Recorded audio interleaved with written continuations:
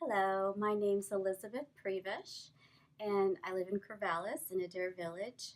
I have three children, um, and I'd like to share how Love Inc. and the community surrounded us and um, kept us out of the homeless shelter.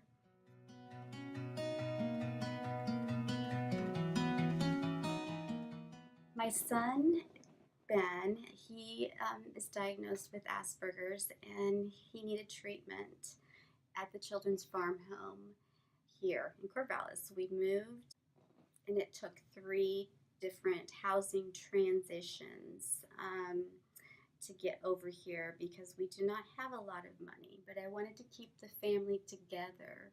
Ben was already here and I was coming over to be with him.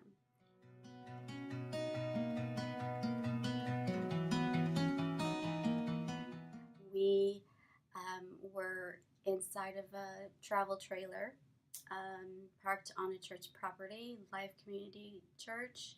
Um, they took us under their wing, and provided us with everything we needed. And we were there for 1 month, and Dale knew that we were in process of finding a Section 8 house.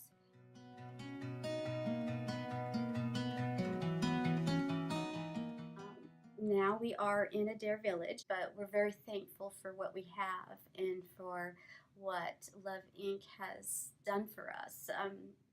Just yesterday we received two loads of wood, and the individuals who I've been in contact with Love Inc., it's their heart's desire to lift up those who are downtrodden and who are in pain or in trouble. That's how we will get anything accomplished for God, is through this Holy Spirit's leading.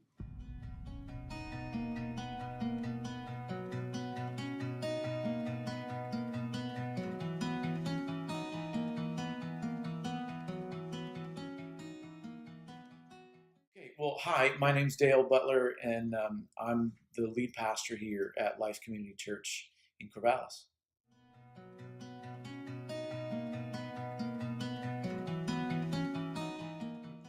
So it was a family that was living in Alsea in the woods, and they had nowhere to go. And their request was, "Can you let us camp on your property?" And I just couldn't bring myself to letting people live in a tent. And so we immediately let them come here so that they could get their kids in school and wouldn't have to drive back and forth to Alsea, but began to look for a longer term solution for that scenario. And so that was really the birth, that was the genesis of the trailer. When this opportunity popped up on the radar screen, it just made it made really good sense for me and for our church to begin to see um, the the opportunity, the challenges of people who are like one check away from being homeless. And I know we have solutions for people who are chronically homeless. We have solutions for people who have addiction issues and need treatment. We have all of those remedies. But what we don't have is a stopgap measure for people who need just a transition, just help from getting out of their car or out of a tent into a more permanent solution.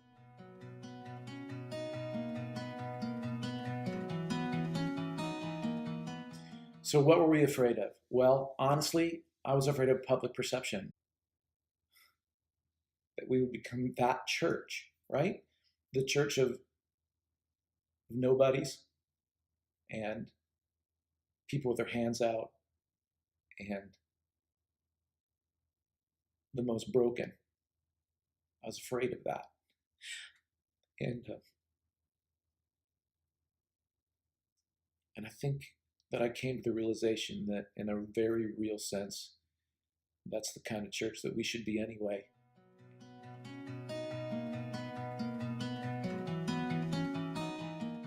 So there have been a lot of ways actually that this has changed our congregation. One, I believe that it has exposed a need to them that they wouldn't normally pay attention to. Meaning Corvallis, we have one of the highest per capita incomes, and yet there's such a great need here. So it's helped our congregation see the need. That would be the very first thing, and hugely beneficial. But I think it's also helped in terms of being able to recognize that we can do something. Now we can't solve the homeless problem. We can't. We we can solve very few things really, but we can do something. And so that would be a second thing. And then thirdly, I think here at Life Community, we kind of a joke. If we have anything, we have space. And so we're just leveraging what God has given us. On the shoulders of people who have come before us to benefit people who need it. And so we're just playing our role at this point in the game. So I think it's really kind of exposed us to the problems. It's helped us see that we can do something. And we've had four, we're on our fifth family that has moved in, and that's huge. And we're very happy about that. And and we have seen people come to know the Lord, and I think that's the best thing. I think that we are able to maybe help remove, at least in a small sense, the the bad mojo or the bad idea that people have in their heads that all churches want is to get your money and beat Jesus into you, and they're intolerant, and they don't like people who are not like them, and so that's been helpful as well. But I think really just coming to the realization that God has given us an opportunity, and we're on the hook to jump in.